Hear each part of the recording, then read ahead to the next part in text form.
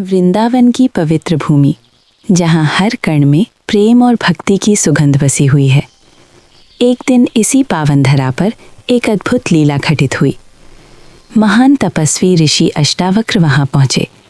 उनका शरीर 8 स्थानों से टेढ़ा था, लेकिन उनका ज्ञान समुद्र से भी गहरा और प्रकाश से भी उज्जवल था।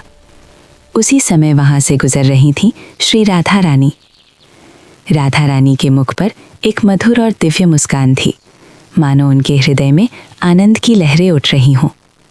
जब ऋषि अष्टावक्र ने ये देखा तो उनके मन में विचार आया कि शायद राधा रानी उनके स्वरूप को देखकर मुस्कुरा रही हैं। ये सोचकर उनके हृदय में क्रोध उत्पन्न हो गया और वे राधा रानी को श्राप देने ही वाले थे। तभी अचानक वहाँ श्री कृष्ण प्रकट हुए।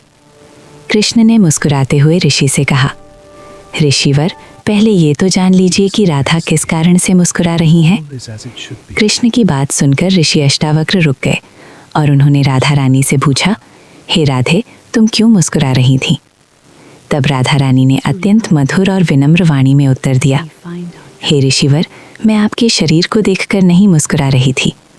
मैं तो आपकी अंतरात्मा में छिपे उस दिव्य ज्ञान को देखकर प्रसन्न हुई थी, जो आपके भीतर परमात्मा की तरह प्रकाशित हो रहा है। आपके भीतर जो ज्ञान और भक्ति का प्रकाश है, उसी आनंद के कारण मेरे मुख पर यह मुस्कान आई थी। राधा रानी की ये पवित्र और सच्ची वाणी सुनते ही ऋषि अष्टावक्र का क्रोध शांत हो गया। अब उनके चेहरे पर प्रसन्नता और संतोष की चमक थी। उन्होंने प्रसन्न होकर राधा रानी को आशीर्वाद देते हुए कहा, हे राधे, तुम सदा यौवन अवस्था में ही रहोगी। तुम्हें कभी बुढ़ापा स्पर्श नहीं करेगा। संसार तुम्हें सदैव किशोरी जू के नाम से जानेगा। तुम सदा कृष्ण वल्लभा कहलाओगी और इस संसार में कृष्ण से पहले तुम्हारा नाम लिया जाएगा। समस्त ब्रह्मांड तुम्हें प्रेम की देवी के रूप में जानेगा। तभी से भक्त प्रेम और श्रद्धा के साथ कहते हैं, राधे कृष्ण, क्योंकि प्रेम में सदा राधा का नाम पहले लिया जाता है।